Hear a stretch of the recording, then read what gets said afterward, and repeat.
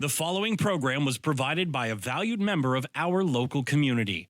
Rogers TV is proud to support local producers and share local voices, ideas, and opinions. For more information, please visit our website. The opinions expressed in the following programs are those of the participants and do not necessarily reflect those of Rogers Cable or Rogers TV.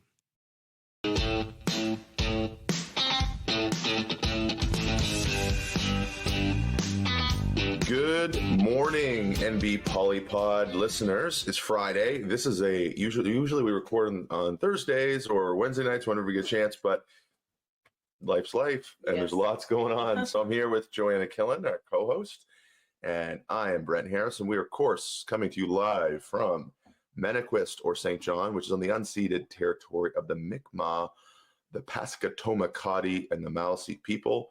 We're going to have a bit of a different pod today. As you can see, of course, joined by our co-host, Beatrix. Beatrix, we're trying to figure out how to say her name in sign language for those of you who watched that on Rogers. It's like, what can we call you? I know. Except a frustrated little entity sometimes, and sometimes just a lovely little baby. Anyway, so we're going to work through this pod as best we can. Not going to be as long of a pod today, just because there's a couple of things we're waiting on. Guests, I'm reaching out again I want to hear from a couple of former guests that we've had on the pod. So we're kind of waiting to see if we can hear back from some people there with us, all these crazy developments and leadership races. And actually, we do have a plug into Chrystia Freeland and Mark Carney to see if they will humble themselves to join us on our Mere Peasantry podcast that we have. Into their DMs. I've slid into their Instagram DMs and I've slid into their websites, but they don't have there's nobody quarterbacking podcast, which is a miss. And Mark Carney was just in St. John. He was at Wasted Day hosting a little get together for people. So we're anxiously waiting to see if, Chrystia or any of the other candidates are going to be coming through St. John. St. John's obviously one of the stops in New Brunswick that would be most advantageous given our growth trajectory here. And, there's lots happening in the city. There's a big public hearing on Monday, which we aren't allowed to speak about till then. Well, we can tell you what it's about. Yeah. It's about a industry, leading industry here in the province, JDI, who wants to do a massive industrial expansion and needs to park 500 parking spots on Woollistic Park. So, which is, anyway, I've already gotten myself in trouble. I saw Wayne on Facebook talking about getting kicked off committees and all this, and I was like, oh yeah, amen, brother. It's happened to us too. So anyway, that'll be, if anybody's interested in the municipal politics about how industrial cities navigate this strained relationship between huge GDP producers like Irving Tissue Paper and Irving Oil Refinery and Irving Wallboard and B Southern and Port St. John and DP World and all these massive industrial players that bring in billions of dollars to this province and GDP. If you want to see how we navigate that Monday night, you can watch us live on Council on Rogers TV or on YouTube. Yes, that's right. So there's our plug for municipal watchers out there. You've got a nice 6:30, after dinner. You can grab a glass of wine, hang out, because she's sure to be a long one. Yeah, and play a little drinking game with that. Every time you hear someone say growth, every time you hear somebody say opportunity, and we'll put a list out there on Twitter. Put a bingo card together and tell us what you think is going to be the obsession of this project. Anyway, other than that, Jesus, we don't have tariffs. We do have tariffs. We've got, like we said, some moving numbers, I guess. We got for sure, we've heard from Jenica Atwin. She's not running. Nope. So MP up there not running. We got Rob Moore up north who's running again, and Team PP all the way, and we've got John Williamson down south. Who could be our representative of the west side. They've changed the boundaries a little bit. So Wayne Long basically would be from the Harbor Bridge out to Rothsay, and then the west side of St. John actually is joined up with Shelley County. Do we? Strange. Strange. Very weird. Don't like it, but hey, I'm not Elections Canada, so I don't make these rules, or even, we didn't get an opinion on it. No, it just happened, and that was before, in anticipation of the 2025 election. Yeah, population changes, and I think the upper limit of what an MP is allowed to represent is like 100,000 people. The minimum, I think, is 60,000 people. There's somewhere around there. So of course, those lines get drawn, and luckily we don't have political gerrymandering to the extent that they do in the U.S., which is wild to watch. But there was some of that in our recent provincial election where they kind of divided up David Coon's riding. Oh yeah, talk to David Coon. He was absolutely gerrymandered, but he still won. So yeah, he still won, and they added spots like in the riding I ran for had the addition of Martin on. Sorry, got headbutt. And so there's been a lot of redrawing of the line. So like every election's been kind of like a new bag, like there's been new work for people to do in each of these respective new ridings. So it'll be super interesting, but we've been watching keenly as Justin Trudeau responds to Trump's threats.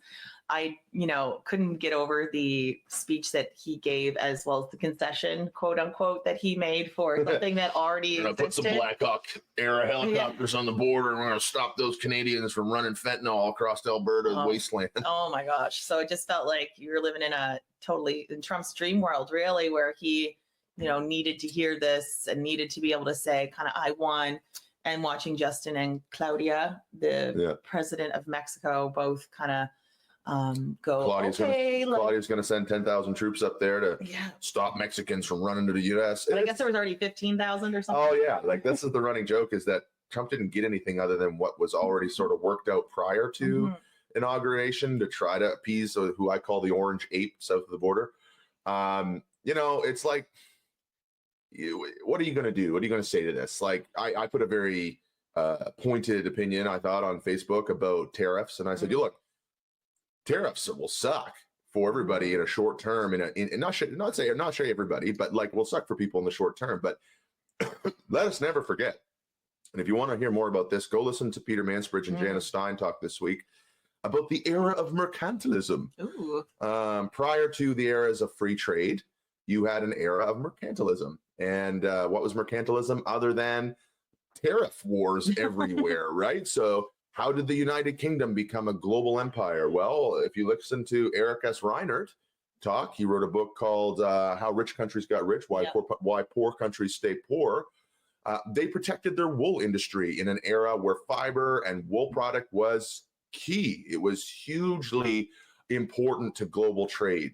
And not just wool, but others. And so then they doubled down on their ships and their navy, and then they had these really protected and functional and well-funded industries in the UK, England, slinging wool for a fraction of the cost that they could in Northern Europe and other parts it was high demand. And so then all of a sudden you start trading wool in Amsterdam or in Denmark or in wherever for, a third of what they can produce it for locally. Your companies move in, they set up shop, they start distributing, the money goes back to the UK. And now you can build 20 more ships. Now you can take over South Africa. You see where it goes. Yeah. It's mercantilism. That's really kind of the foundation of it. It's just a way of protecting your immature industries. Yeah. And I'd argue Canada has a bunch of immature industries, right? Our only mature industry, we could probably say, would be like manufacturing to some extent is a mature industry here.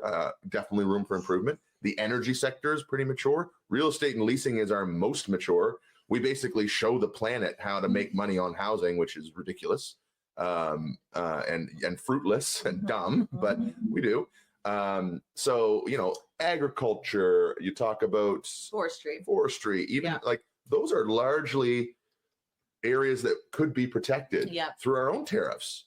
And we don't. And so lots of competing thoughts around tariffs. Yeah. And there's also a lot of questions around the legality of a lot of this stuff, because if you'll recall, in the previous Trump era, the USMCA deal, or MCUSA Anyway, it's a conglomeration of all of our country's names. Hi. Yeah, we called it CUSMA because Canada wanted to be first. Oh my God. Canada, U.S., Mexico Free Trade Agreement. So there's a bunch that he agreed to back then to kind of make things a little more fair and free, essentially. And now it's like, oh no, that's not what I meant. Blah, blah, blah. So there's a lot of facts that I saw the post from 2018, and it was like Donald Trump standing up and being like, some people are saying this is the best deal. This is the best trade deal that's ever been struck in the history of the planet. I say it's a great deal for our country, U.S. Anyway, that's my Donald Trump impression. But that's what he said, and he signed the damn thing. So now he was like, no, Canada treats us terribly, and he tore up his own agreement. Yeah. I mean, he's an ape, right? It's just he's an orange ape, and nobody understands what he's going to do. No. And I think this is it's a fun topic to talk about because there's lots of people who think, oh, this is like conspiracy, and this is just people being dumb.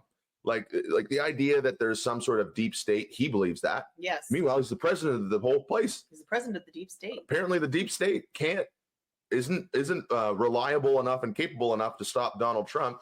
Can't even get a good sniper to take him out. It's just, we don't have this, you guys. Like, there's no deep state. There's no major agenda out there. There's hundreds of competing agendas. No, we joke like often, like you really think government's that organized? Oh my gosh. No. It's like, you go on Loyalist City. I'm fighting with somebody on there who's mad about how we've lost parking spaces uptown and put in bike lanes. And it's like, their quote is, well, the city's a mess and council's terrible and then paid for a parking study. And I could have showed them how many parking spots they needed. And it's like, okay, so cars don't pay taxes, first of all. Roads are really expensive. So it sounds like you want me to run to raise your taxes so that we can just take out buildings which pay taxes to put parking lots. Mm-hmm. Is anybody going to vote for Brent Harris because he wants to raise taxes and take down buildings that pay property taxes to put parking lots in? I don't think so, you guys. But no, you can't. The people don't think that way through it, right? So it's like the government's dumb, or the government's highly capable, but it can't be both. And I think government's dumb. I think people are dumb. I think we all make stupid decisions and we vote people for the wrong reasons. And 72 million, I forget how many in the States voted for Donald Trump for dumb reasons. Yeah. And they're going to get what they get with it. And then you're starting to see that, like, if TikTok's a great resource for this.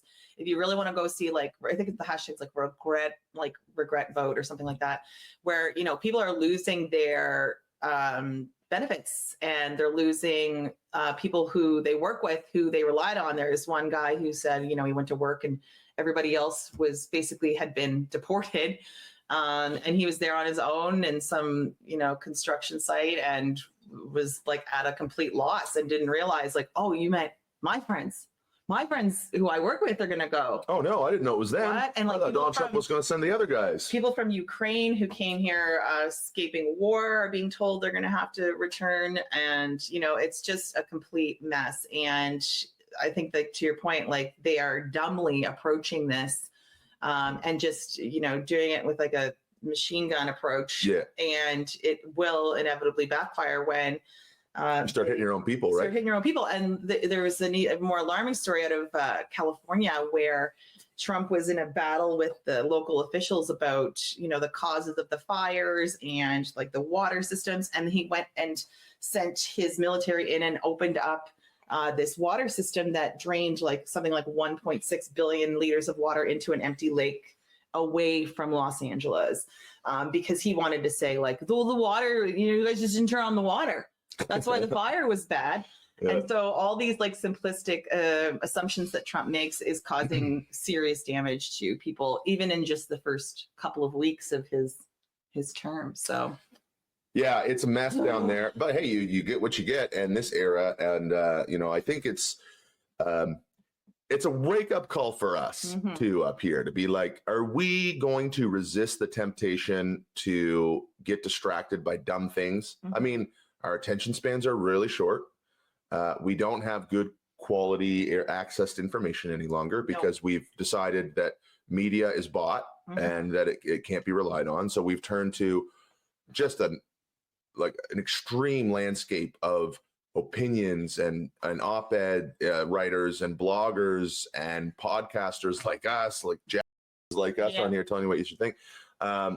Hopefully some of us do a good job at providing good informed perspective. Trying to keep our eyes open. It's just a lot to process, and ultimately I find we get most of our good information from like comedians at this point. Yeah, comedians do a great job at kind of showing you the extreme extension of people's realities, right, and exaggeration through all the stuff. And yes, we even recently got back into This Hour's 22 Minutes, which is Canada's version of sketch comedy and commentary about things going on. There's a good Poli one from this week about he's you can tell that he's lost that fervor, and he's lost the momentum because of this Trump situation, because everyone in Canada is like, oh my God. And he's not really saying he's anti-Trump. Like, he's really not willing to go on the record with that. He's certainly not with Elon Musk giving him a high five every 25 minutes. But he has lost that Trudeau feeling. Yeah, he has. You can't complain about him. That Trudeau feeling. Top Gun, sorry. He's just desperate in this sketch to like still be talking about Justin. It's like he misses him, He can't run anything with Carney. Yeah, it was like all the sketch comedy out of the States when Kamala came in and she had a big boost for the Democrats, and everybody was talking about missing Joe Biden. Yes, and Donald missing Joe Biden. All for naught. She still couldn't beat him. Which still could be the case here. We're still looking at a potential conservative federal government that could be detrimental to us. God, and I'd love to have one of them on this podcast. So if you're listening, come on. I've asked PP. Have you? Yep. Oh, wow. I've asked Pierre through the podcast. I mean, we're so lowbrow down here and so podunk to them. They don't. The upper Canadians don't give two shits about us. Anyway, so other than tariffs, and I think we should qualify, everybody's on there, go buy Canadian, go buy Canadian. By the way, that is good to do. Yes. Without tariffs. All the time. And I love that there's these big, I think the group is like 500,000 people on Facebook of Made in Canada. And everyone's like asking for ideas. Where can I get stuff besides Amazon? Well.ca, by the way. Where can I, get formula? Where can I get diapers? And you start to realize just how intertwined everything truly is, and how much goods we do get from the US. But we also get a lot from like Mexico. And I love this idea of us forming new trade relationships with people from around the world and getting goods from Australia or whatever. Like, have that. Yeah, I see what you're saying. Although I would say, can we just localize as much as possible? For sure. And stop paying big containers and ships to travel the world just to move what we could probably already make here.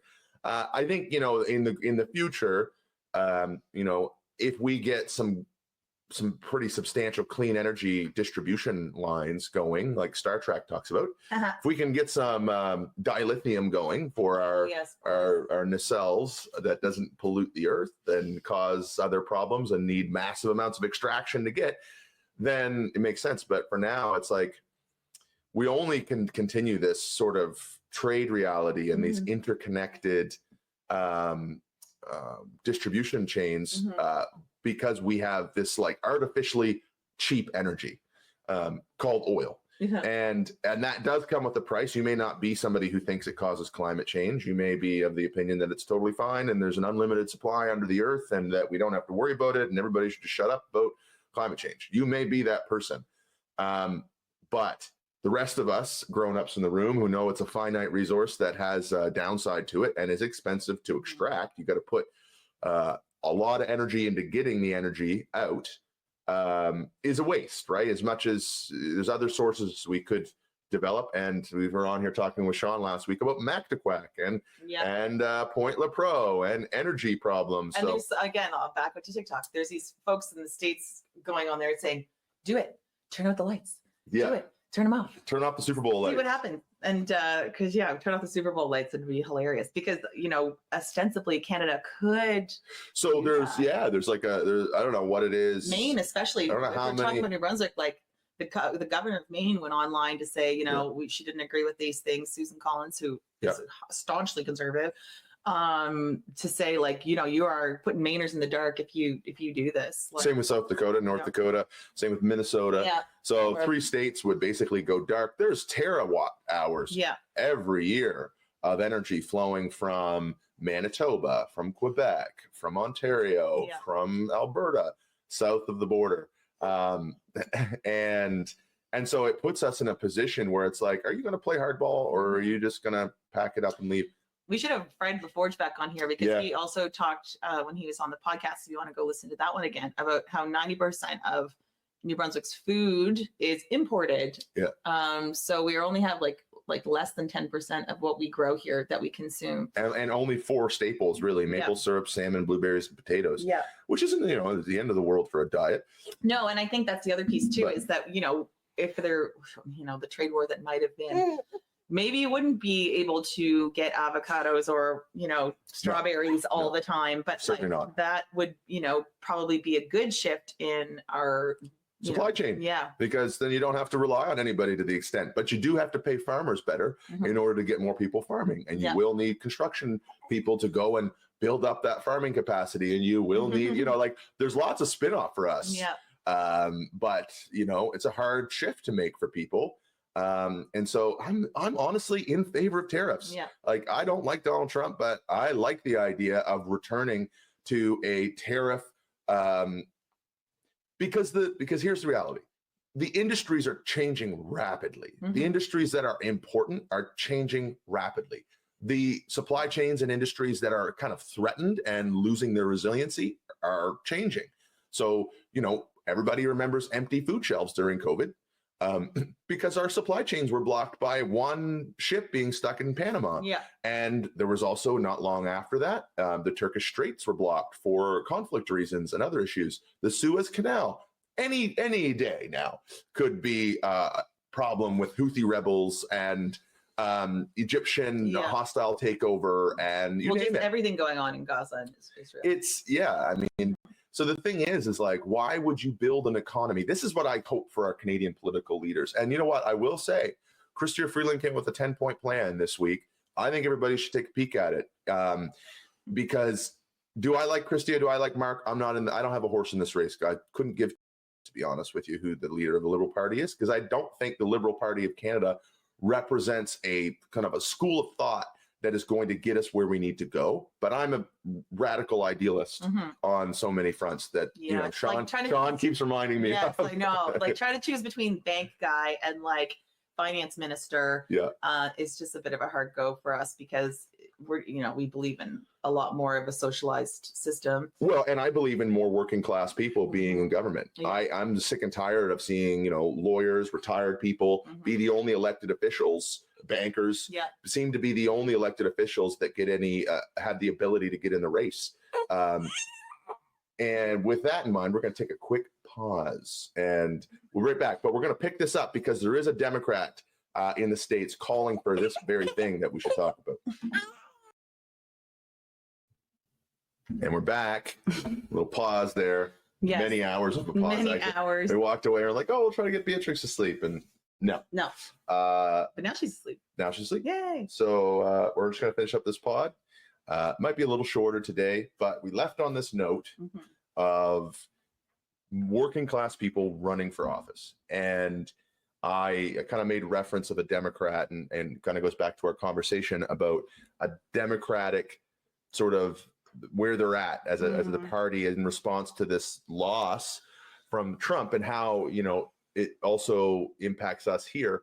A lot of gains were made by Republicans among the working class, despite not a lot of candidates for office being working class people, and now a heavy bunch of billionaires, and how the Democrats just don't seem to be able to get anywhere, and they seem to be stuck about, was it a real loss for us? Did we just barely lose, or is the party in serious trouble? Well, Les Leopold, for all of those you are interested, you can find a blog post called Common Dreams, and the title reads, "Should working class candidates run as Democrats?"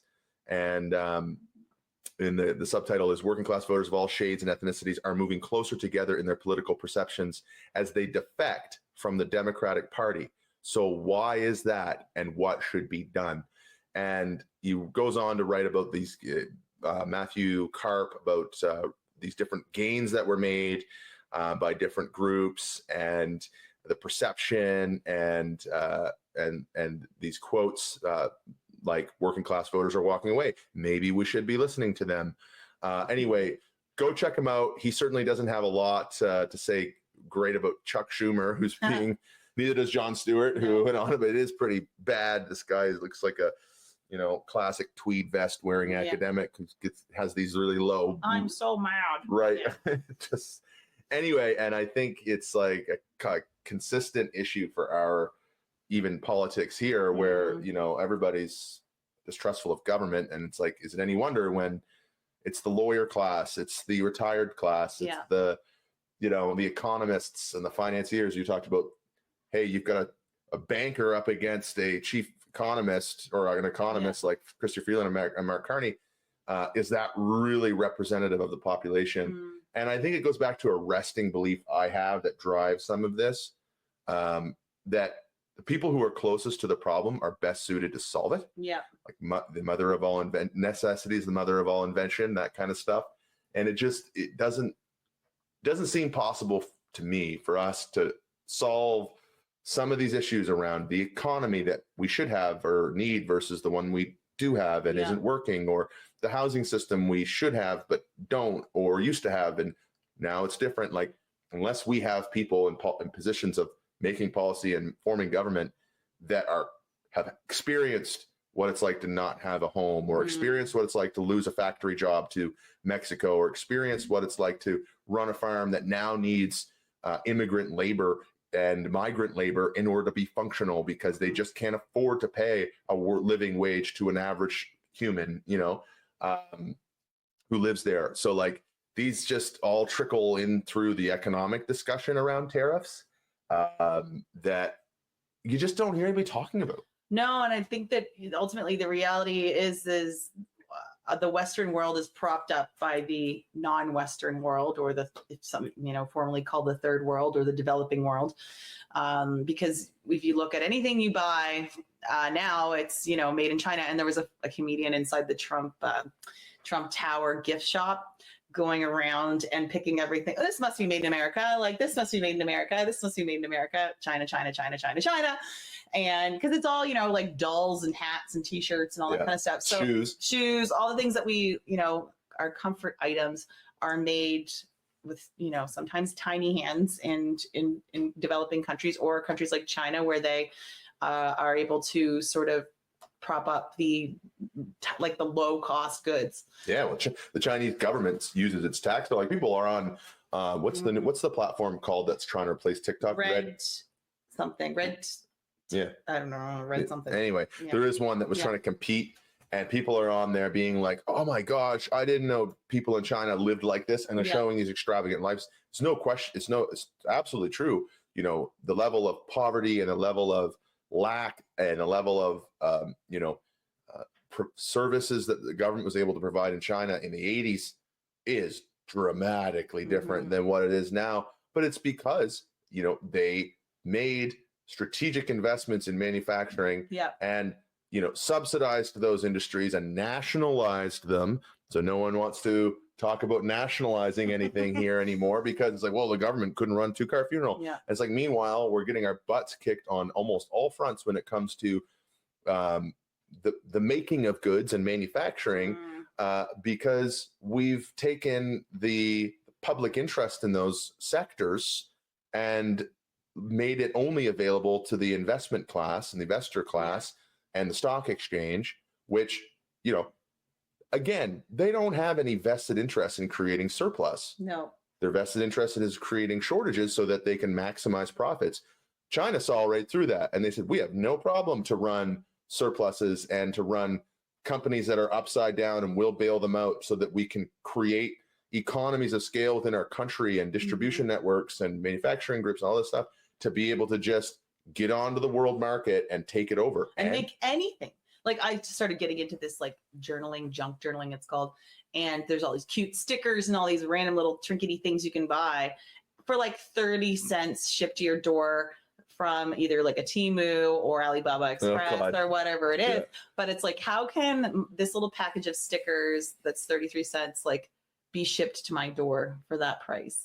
Like, it's because they will make any little tiny trinkety sticker piece of paper cardboard cutout that you can even fathom, imagine in a million different ways. And so like, we would never have factories set up in our communities creating these types of things that funded by taxpayer dollars and all this stuff. So I had a housing chat last night, an interview with some UNB students.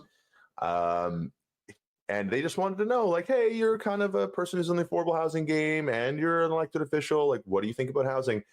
And after about 45 minutes, they were like, wow, you have completely changed our mind. We were under our resting theory was that what needed to happen was government needed to get more out of the way, and we needed to open things up for investment. We needed to open things up to those things. And it's like, that's what we've been doing. That's what we've been doing for 30 years. Yeah. We're now looking at a housing system that's collapsing because there is no vested interest in the investor class or the real estate investment trusts or private equity groups to create a surplus of housing everywhere and anywhere. We see cranes and we see development happening in New Brunswick's big cities. Even Miramichi has its own. Yeah. But to their credit of Miramichi and the surrounding area, they've created a regional housing corporation that is taxpayer funded. And it's like, well, why would we do that? Why wouldn't we just, give subsidies to investors to build here? It's because they'll just go where the money is, and when it dries up, they'll leave and go where the money is next. Yeah. They won't hold the asset for 50 years, pay it off, and pass on the savings to the residents. They won't, go above and beyond and operate an at-cost business. If they're not making 10 to 15% profit margins, they're out. And every time we turn a property and need to make 15% return on the investment, we saddle it. But that's true with more than housing. Yeah. But I do agree we should have Fred LaForge back on the pod. I want to get Don Savoy back on the pod too. We had a great chat. I had it one-on-one, but I want to get you and me and Sean to just come with like 2 questions each and just, hey, Donald J. Savoy, connoisseur, academic, free trade, a COA guy, Brian Mulrooney tap. He's got all these, connections and all this history. And like, what would you think now about that conversation between Turner and Mulrooney in the early 90s about free trade? And you listen to Turner, the liberal candidate for prime minister at the time, the liberal leader, debating Brian Mulrooney. And he's like, no, we absolutely need to protect our industries and our distributors from the American sort of hegemony and takeover. And if we don't, we're going to fail. And Brian Mulroney famously said, no, sir, I am a Canadian and I believe what I'm saying to be true. And you can't. And anyway, the debate, you can go back and see it, but it's historic. Everybody sort of thought it was a done deal because NAFTA was good and CUFSA was good. And now we're back to it. And it's like, oh yeah, was he right? Did we actually thrive and benefit over the last 30 years economically? Did we, did it work? Yeah. I mean, we're sort of the guinea pigs here. I'm 35. Yeah. You're 40. So all of these pieces came to bear, started to really happen as a conversation when we were infants and toddlers. And so we are like the living evidence. So if it did produce the result we wanted, if free trade was so good for us, then we would expect our generation's quality of life to be a lot better. Well, I think if our quality of life is indicated by how many goods from China we have, then we're doing excellent. And if we're saying that success is having multiple types of cereals and sweetened milks, then yeah, sure, we've done phenomenal. And there's tons of choice and there's tons of things for us to purchase. But to me, that's not the measure of success. It's like, should are people traveling? Are they enjoying their lives? Are they thriving and in community and all of that? Yeah. Can the average 35-year-old take a vacation? Right. Or even to Magic Mountain. Hard for me to do. Yeah. Can the average 35-year-old buy a house? Right. Can the average 35-year-old save for retirement? These are all no's based on the stats. So the success of our generation, I'd say we got lots of cool stuff. But Yeah, we can hang a TV on our wall and have 4 streaming services. yeah, someone used the TV in an example of like, the TV that your parents bought in the 80s Yeah. would have been like, say, $500, and their down payment for their house would have been $5,000.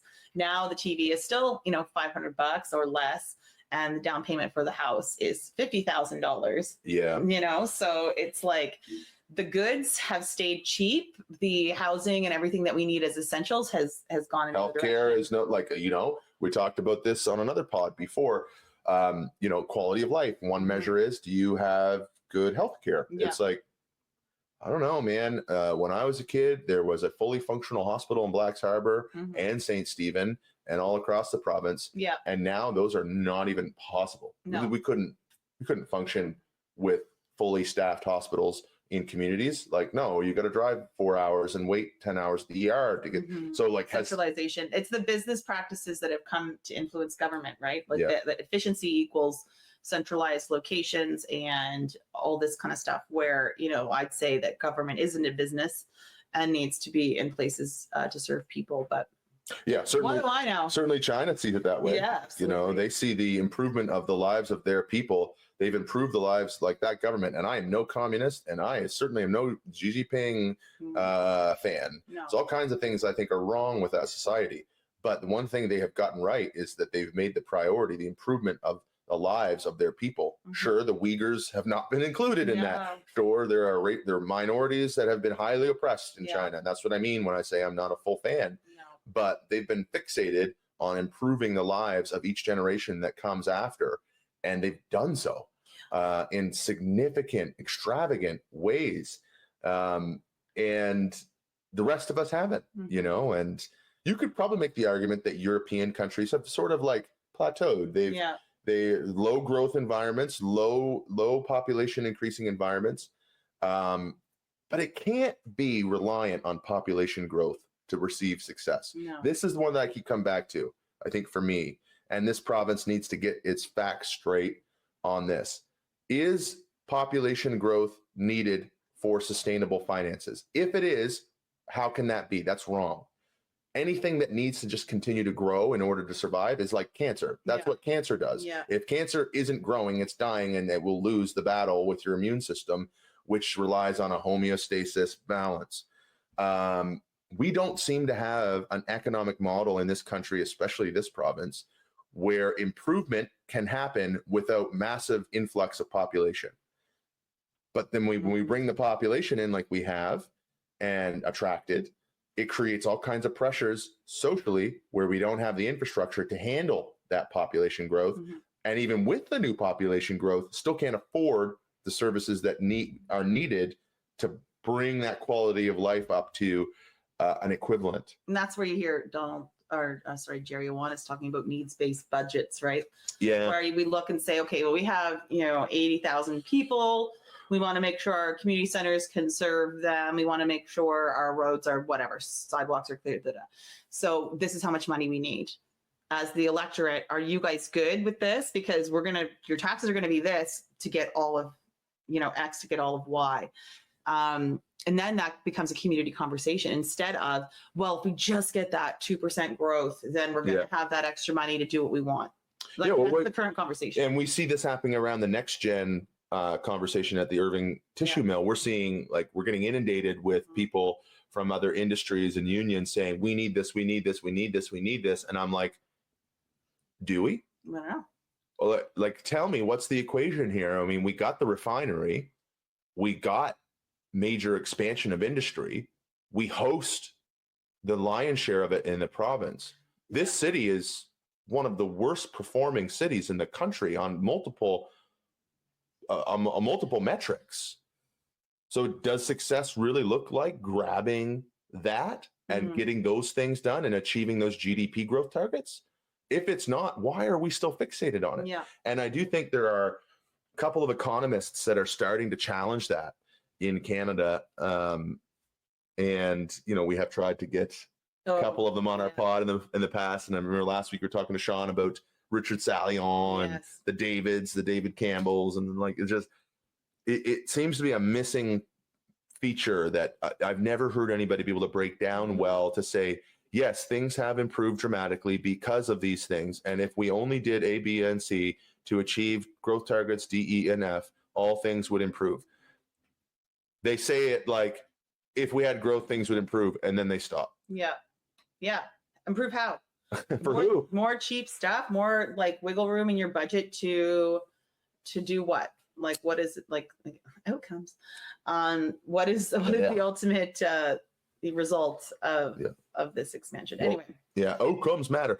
Something for NB Polypod listeners to do. Write us and tell us what outcomes matter to you, because there's never been, here it is for you on Rogers TV, nbpolypod@gmail.com, nbpolypod@gmail.com. That's how you can write us.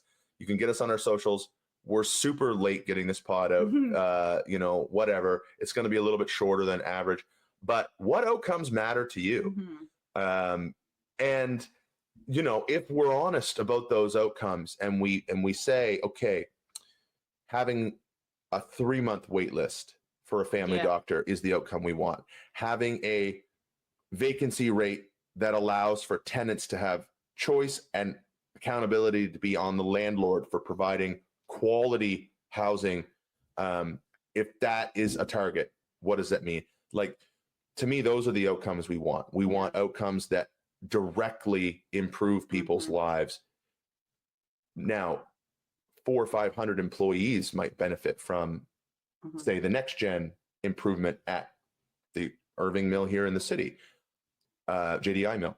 That could be an outcome that we want. But if we haven't done, if the political class and the leadership of the provincial politics can't spell out how that improvement will trickle into the other deficit areas around municipal funding. Actually, I was surprised to hear Sean say that, how he wants to see how Aaron Kennedy's going to do. Yeah. Because you've got the municipalities all being like, hey, by the way, we're about 2 weeks before we're all bankrupt. And that's my exaggeration. I'm not, but like UMNB has come out with multiple things during the election to say, here is the problem with municipal financing. And every municipality, whether you're Shippagan, whether you're Bathurst, whether you're St. John or Moncton or Fredericton, doesn't matter.